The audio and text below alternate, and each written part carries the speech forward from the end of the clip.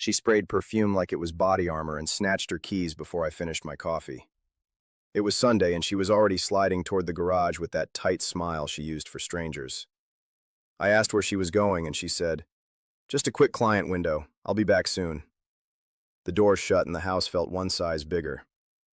My name's Lyle Harrow. I was 58 years old then, living in Cary, North Carolina in a tidy colonial that photographed well and fooled people into thinking we had it all locked down.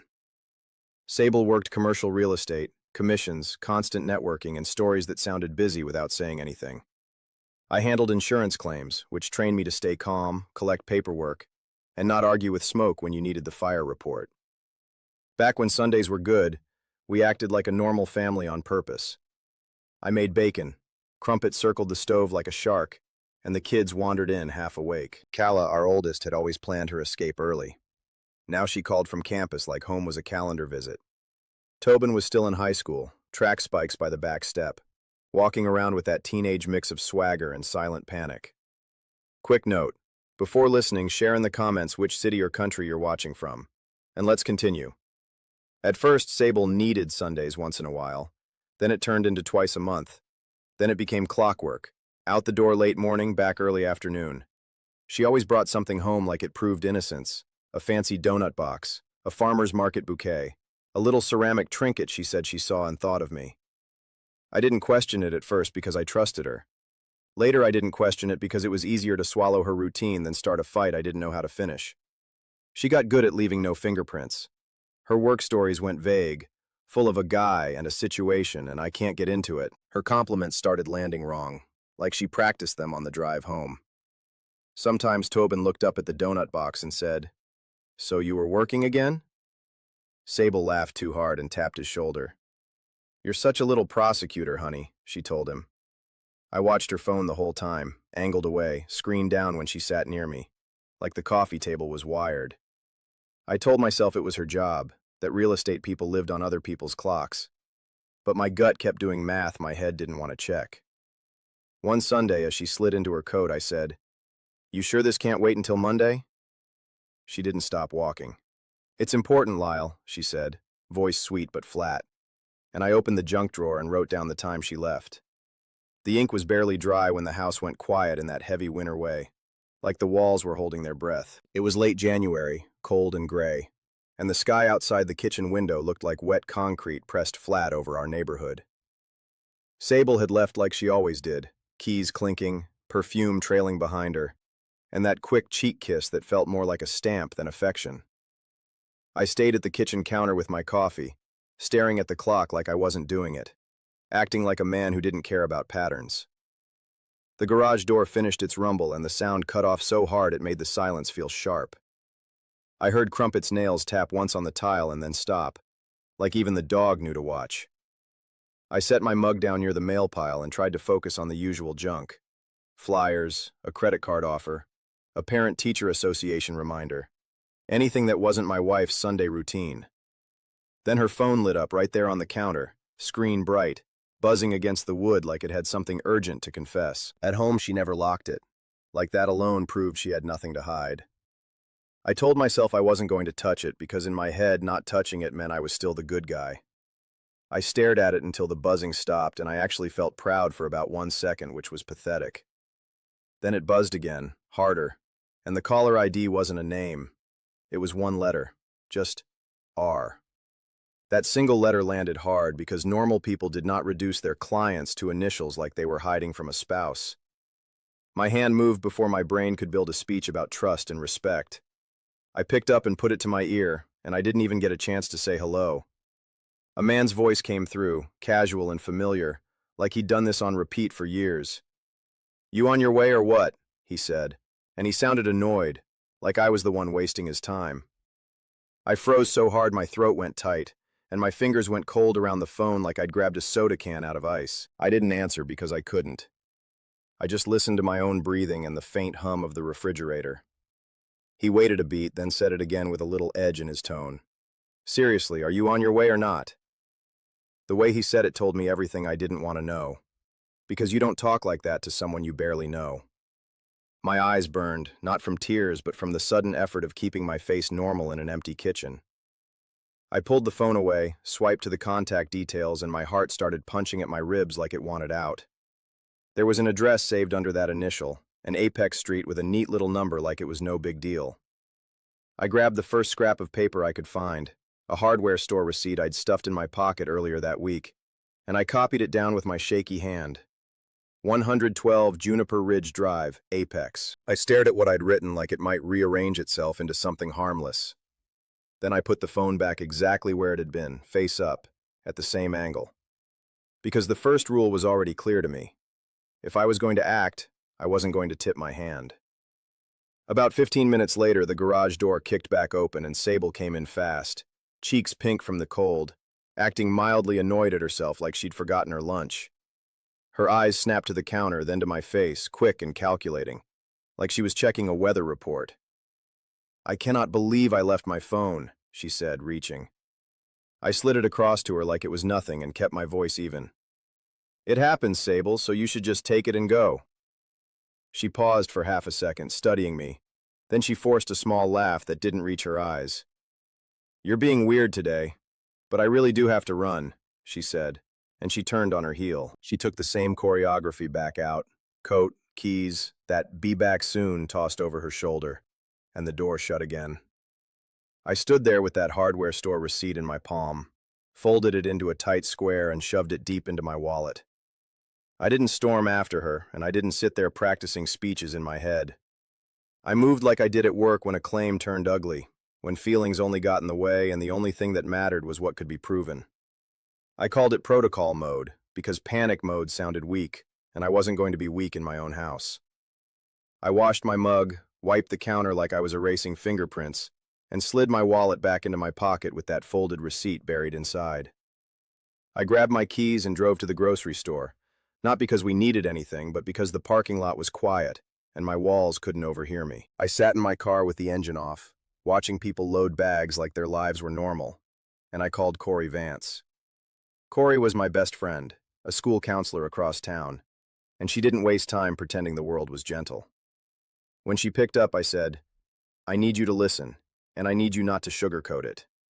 She answered, "Then tell me exactly what happened, and do not leave anything out." I gave her the facts that mattered, clipped and clean, and my voice didn't even sound like mine. Corey sucked in a breath, then she went straight into command mode. "Do not touch the joint accounts, and do not move money around like you're trying to hide it," she said. "Call a lawyer first, because you do not want to be the guy who looks guilty on paper." I stared at the steering wheel and kept my tone flat. "So I just sit on my hands while she runs around?" I said. Corey came back hard. "You sit on your hands in the places that matter, and you move in the places that win," she said. That was the thing about Corey. She always knew where the line was. I'd grown up around financial messes, family arguments that started with missing cash and ended with slammed doors and quiet shame. Because of that, I'd kept a small, quiet reserve account for years. Nothing dramatic, just enough that I could breathe if the floor dropped out. Sable barely noticed it because she didn't look for what she didn't respect, and I wasn't about to touch it yet anyway.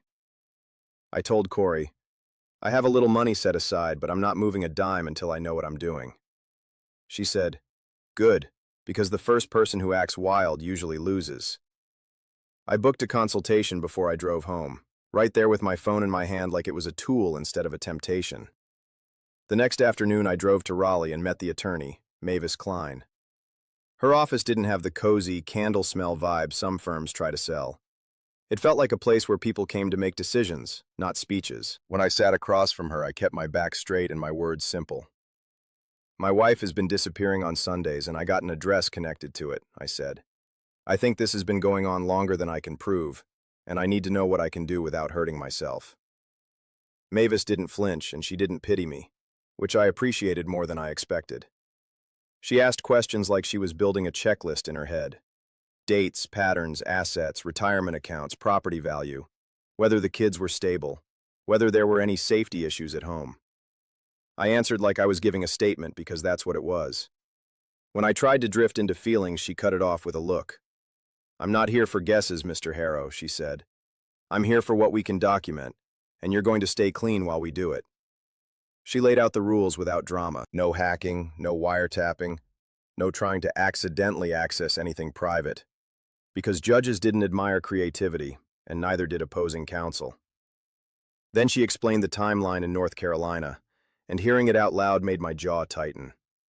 Divorce required a full year of separation, but we could still move on finances, support, and disclosure before that year ran out if we handled it right. When I asked who could document what was happening without crossing lines, she didn't hesitate. "I can refer you to a private investigator," she said. "His name is Galen Sutter, former police, and he speaks in facts." I left her office with Galen's name written down, and a steady, controlled anger sitting behind my ribs. Instead of going straight home, I drove toward Apex because my hands needed something to do that wasn't punching a wall. The address was about 11 minutes away, close enough to be insulting, and the neighborhood looked tidy in that careful, curated way. I rolled past the house once, slow but not stupid, then kept going and turned the corner without stopping. I kept driving until I hit the highway again. Then I called Galen Sutter and asked where he wanted to meet. He said, "Diner off the exit in Cary, back booth," like we were swapping a work order. And I turned around without thinking twice. The diner was loud with plates and music, and Galen sat where he could see the door. He looked mid-60s, plain clothes, calm eyes, and he didn't offer his hand. I slid in and said, "My wife has a Sunday routine, and I need you to document where she goes." He opened a pocket notebook and answered, "Give me her time window and the address you have." I told him the usual mid-morning to early afternoon gap and passed him the Apex address written cleanly on paper. He nodded once and said, "2-week package, public space only, time-stamped photos, and notes that match what the camera sees." When I asked if it would hold up, he said, "If it matters in court, it needs to be boring and unbreakable." I paid the retainer without asking him to explain it twice because I was done guessing. While he worked, I kept my life steady on purpose. I went to my insurance job, I handled angry callers, and I came home at the same time every day. I cooked dinner, I asked Tobin about track, and I took Cala's campus calls with a normal voice because normal was camouflage. Every Sunday I watched Sable leave and come back like a clock, and I never gave her a reason to adjust. Sable still sensed something because she started acting sweeter in this clipped, suspicious way. She asked, "How was your day, Lyle?" and waited like my answer was a test. She brushed my shoulder in the hallway and said, "I miss when we talked more," like she was trying to reset me with a soft touch. I kept it plain and told her, "I have been busy, and I'm handling it," because I wasn't about to argue with a woman who had a second schedule. On the second Sunday, she came home with a small, hand-painted ceramic figurine and set it by the sink. "I saw it and thought of you," she said, and her smile looked practiced. The gift shop receipt slid out of the bag when she dropped it near the trash, and I tucked it into my wallet without even reading it. 2 weeks after the diner, an envelope arrived at my work address with Galen's name on the return line. I didn't open it inside because I refused to let my office be the place my marriage died. I sat in my car, ripped it open, and pulled out the photos like they were medical results. The first one showed Sable's car in a driveway with a timestamp that read 10:06 in the morning. The next photo showed her walking to the front door, coat straight, purse on her shoulder, moving like she belonged there. Then came the shot that made my stomach go still, because she never even lifted her hand to knock. She reached into her purse, pulled out a key, and opened the door like it was her own house. It wasn't a spare hidden under a rock either, because you could see the metal key in her fingers and the lock turning. Another photo caught a man at the entryway later, tall and polished, the kind of guy who looked like he shook hands for a living. Galen's notes were clipped and mean in their simplicity. Consistent Sunday visits, same window, repeat pattern, no effort to hide. That comfort was what burned, because it told me this wasn't some stupid slip. I held the steering wheel until my knuckles hurt, slid every photo back into the envelope, and started the car. I drove straight out of the lot with the envelope on the passenger seat like it was radioactive. My hand stayed steady on the wheel, but my jaw ached from how hard I kept it set. When I pulled into my work lot, I didn't go inside right away, because I needed one more minute to decide what kind of man I was going to be next. I didn't confront her, and I didn't talk it out like some couples counseling brochure. I went into protocol mode, the same switch I used on claims when somebody swore they were innocent but their story leaked at every seam. I carried the envelope into my office, locked it in my bottom drawer, and spent the rest of the day sounding calm on the phone while my life split down the middle. By late afternoon, I was already setting appointments, because feelings didn't protect you, paperwork did. The next morning, I sat in Mavis Klein's office in Raleigh with a clean folder like I was walking into arbitration. I slid the photos across her desk, then the investigator notes, then a typed list of assets and accounts, because I wasn't going to make her drag it out of me. Mavis flipped through everything without a gasp or a sermon, and that professionalism made me trust her more. "This is usable," she said, tapping the notes once. "If you stay boring and legal, boring wins." She moved fast, like she'd been waiting for me to show up with something solid. She drafted separation and financial claims, requested disclosures, and laid out a plan to serve Sable at her office so there was no warning dance at home. When I asked what I should not do, Mavis didn't sugarcoat it. "Do not get cute with accounts, and do not access anything you're not authorized to access," she said. "If you want to win, you let the system do the hitting." I went home and started copying documents like I was building a claim file on my own marriage. Tax returns, retirement statements, mortgage paperwork, insurance policies, and every boring page that proved what our life actually cost and who paid for it. I didn't hide money, I didn't drain anything, and I didn't touch the joint accounts because Corey's voice stayed in my head like a siren. Every time my anger tried to talk me into doing something dramatic, I reminded myself that drama was a trap, and traps were for amateurs. On Tuesday afternoon, while I was at my desk, my phone lit up with a text from Mavis. It was one word: done. I stared at it until the letters blurred. Then I locked my screen and went back to work like my job hadn't just become my cover story. About 10 minutes later, Sable's name started popping up on my phone, again and again, like she could wring her way back into control. She called me 5 times in under 2 hours, and I let it go every time because there's no prize for being emotionally available to someone actively lying. That night she came home with watery eyes and a careful voice, like she'd rehearsed a scene in the car. She set her purse down slow, watching my face like I was the judge. "Lyle, what is this?" she asked, and she held her hands out a little like she was the confused victim.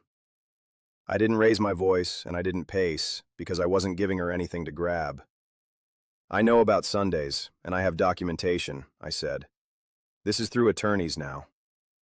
Her expression changed so fast it was almost impressive, like someone flipped a switch behind her eyes. "So you're really doing this," she said, voice colder, sharper, like the tears had been a costume. I looked her right in the face and kept it flat. "You did this a long time ago, and I'm just the one filing first," I said. Tobin was out with friends, and I was grateful for that, because I didn't want my son hearing his mother's voice turn into a negotiation tool. Sable drifted toward the hallway later, either going to bed or pretending she was, and I didn't follow her because I wasn't playing house anymore. I sat at the kitchen table, pulled out a legal pad, and wrote the first date at the top of the page with a hard, steady hand. I wrote that first date at the top of the legal pad and kept going until my hand cramped. Because if I stopped, my brain would start freelancing excuses. I listed Sundays, the times, the little gifts, and every moment Sable's stories got foggier. The kitchen light buzzed a little overhead, and Crumpet shifted under the table like he didn't like the energy in the room. But I didn't pet him because I needed both hands steady. A few days later, my phone rang at work from a number I didn't recognize, and I answered because I was tired of being surprised.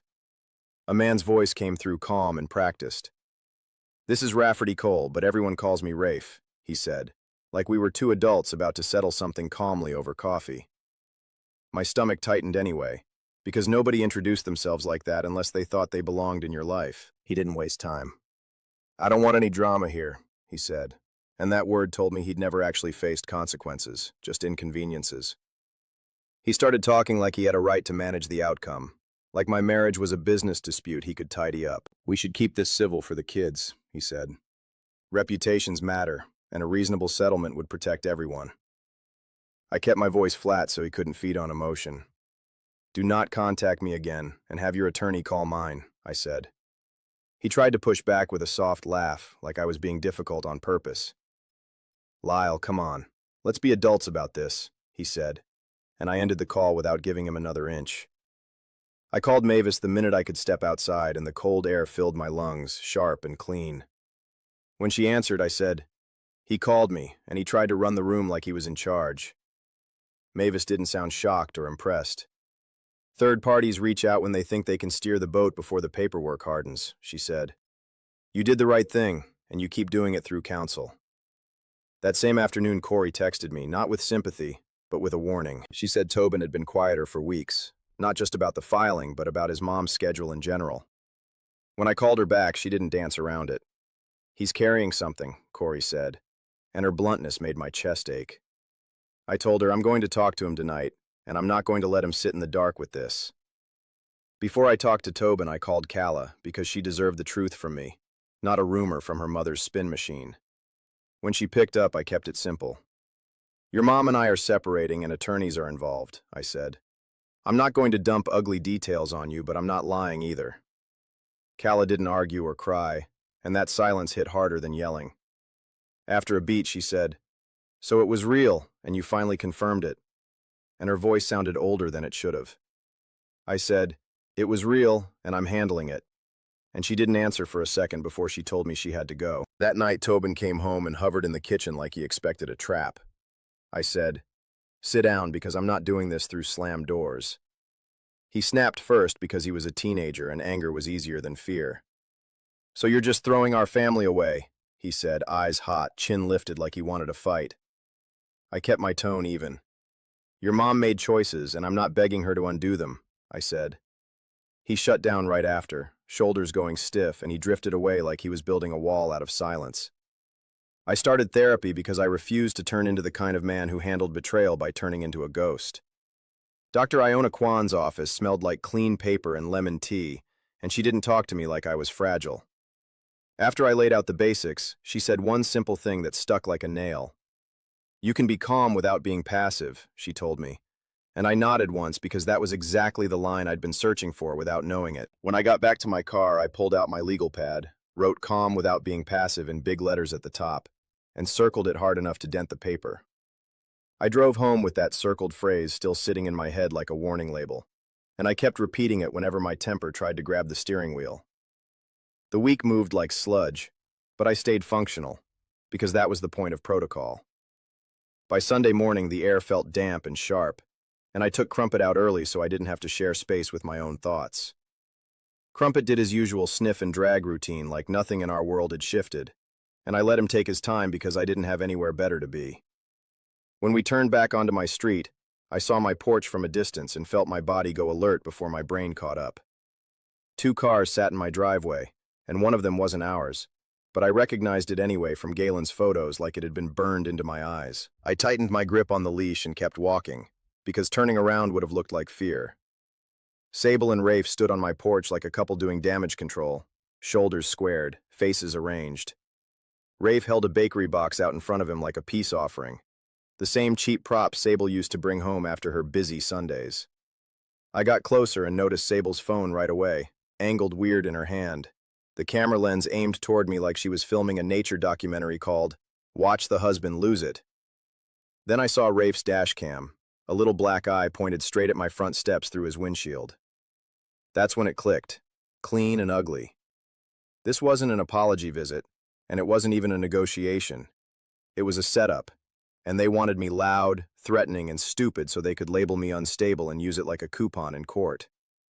I walked up the steps at a normal pace, clipped Crumpet's leash to the railing, and kept my hands visible. I didn't invite them in, and I didn't ask what they wanted, because asking gave them the floor. You're trespassing, I said, keeping my voice level. If you need to communicate, you do it through attorneys, and you leave my porch. Sable tried to slide into her old voice, soft and flattering like she was smoothing down wrinkles. Lyle, you look tired, and I hate that we're here, she said, eyes shiny on purpose. We built a family together, and we can still handle this like adults.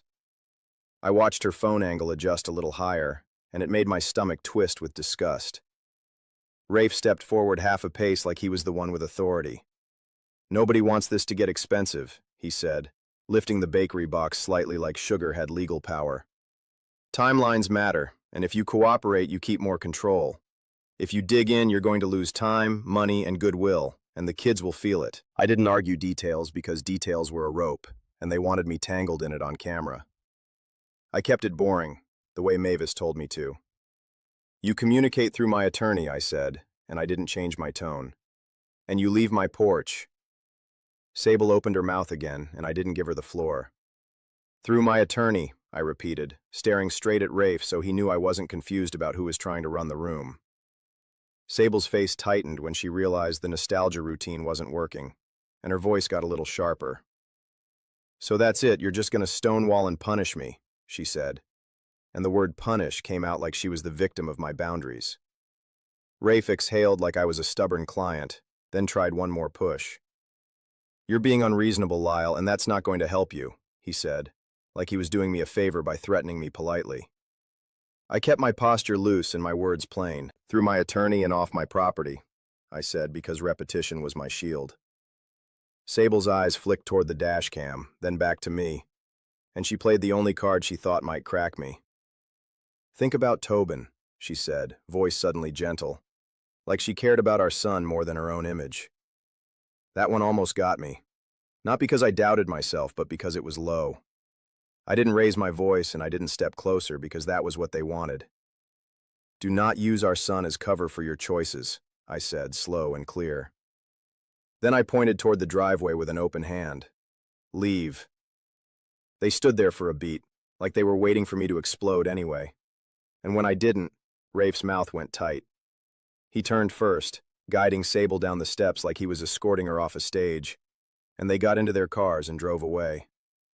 I was unclipping Crumpet's leash when my phone rang, and Corey's name popped up. When I answered, she didn't ease into it. I need to tell you something Tobin said to me weeks ago, she said. As a family friend, not in my counselor office, and he begged me not to blow up your house. My throat went dry as she continued. He saw your wife's car near that Apex neighborhood after practice, and he didn't know how to say it without detonating everything. I ended the call, clipped Crumpet's leash back into my hand, and walked straight toward Tobin's room. I stopped at Tobin's door and knocked once, because barging in would have turned it into a power fight, and I didn't need that. When he didn't answer, I pushed it open anyway and found him sitting on his bed with his phone in his hand, jaw tight like he was chewing on something sharp.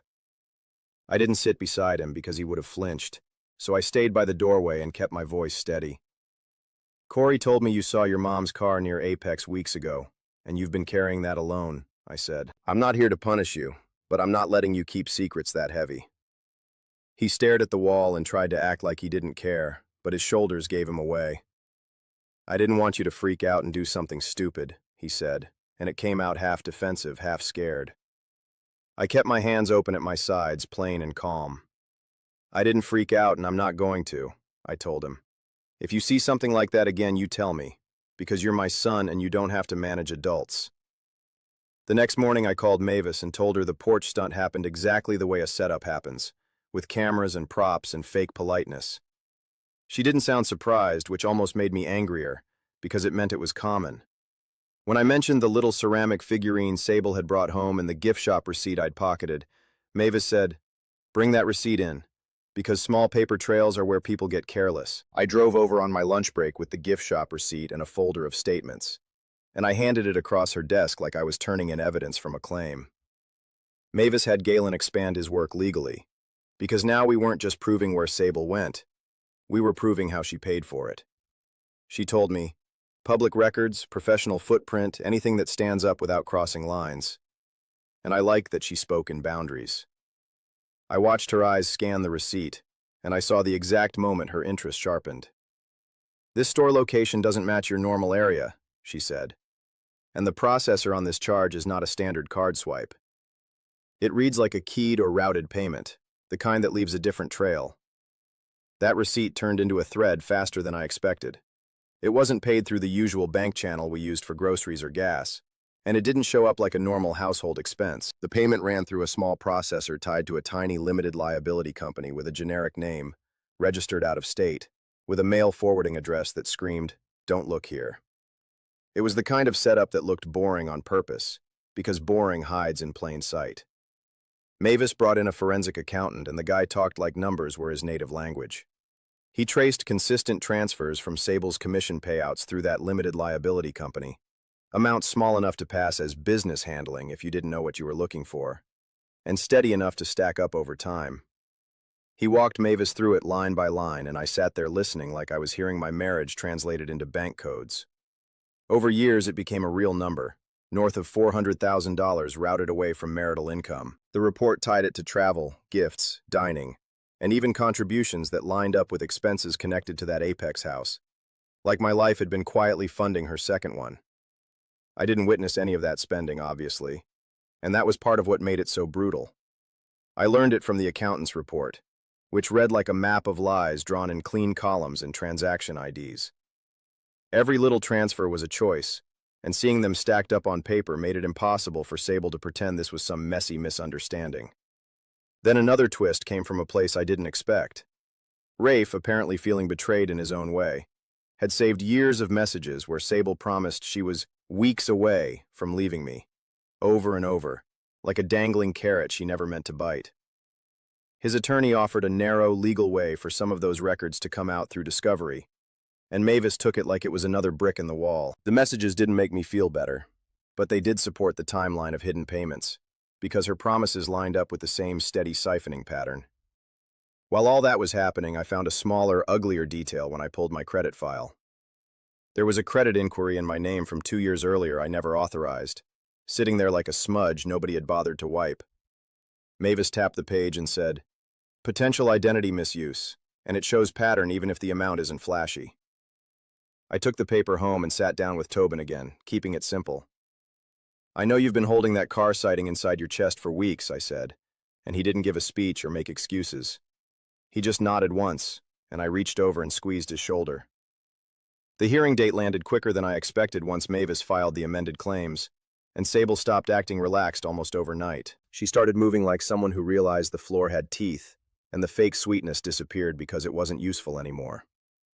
When we walked into the courthouse, she wasn't alone with her little practiced face either. She had a big city firm with the expensive look, matching portfolios, polished smiles, and that "we do not lose" vibe you could smell from the hallway. One of her attorneys gave me a polite nod like we were at a charity event instead of a divorce fight, and Sable kept her chin up like she was above all of it. I didn't nod back because I wasn't playing manners with people hired to rewrite my life. Mavis stood beside me with a simple folder and a steady expression, and she leaned in just enough to say, "Let them perform, and we'll stay factual." I answered, "That works for me because facts don't get tired." Inside the courtroom, Sable's team tried the predictable angle right out of the gate. They painted our marriage as mutually distant, like we both drifted apart in some harmless adult way. They framed the limited liability company as normal business structuring, just expense management, and they suggested I was overreacting out of spite because I couldn't handle change. I watched Sable's face while they talked, and she kept it smooth, almost bored, like she expected the story to stick because it usually did. Mavis didn't argue feelings, and she didn't let it turn into a debate about who hugged who more on weeknights. She laid out evidence in a straight line, like she was building a bridge you could walk across without wobbling. Galen's surveillance timeline went down first, then the key photo, then the repeat pattern that made it impossible to call it an accident. Then she brought in the accountant's flowchart, clean and simple, showing money stepping out of our marital world and into a second one. The judge didn't care about romantic drama, and you could tell by how fast his eyes went from faces to documents. He cared about money being hidden and the court being lied to, and the room shifted when that became clear. Sable's attorney tried to explain the limited liability company again, using the same smooth words like standard practice and business handling. The accountant didn't raise his voice, and he didn't get cute. He broke it down purchase by purchase like he was reading a receipt to a cashier who didn't trust him. He pointed out mortgage-linked payments tied to the Apex property, travel charges that matched weekends Sable claimed she was networking, restaurant tabs that stacked up, and then one jewelry charge that landed on a specific holiday weekend. That one hung in the air because everybody knew what holiday weekends meant in families, and it wasn't expense management. Sable held her face steady through most of it, but I saw her swallow hard when the judge looked up and asked direct questions about disclosure. They were the kind of questions she couldn't answer without either admitting concealment or committing a fresh lie in front of a man who controlled the next step. After the hearing, out in the hallway, Sable tried to corner me with that old private tone, the one that used to make me soften just to end the moment. She stepped close enough that her perfume hit me and she said, "Let's be reasonable. because this can still be handled quietly.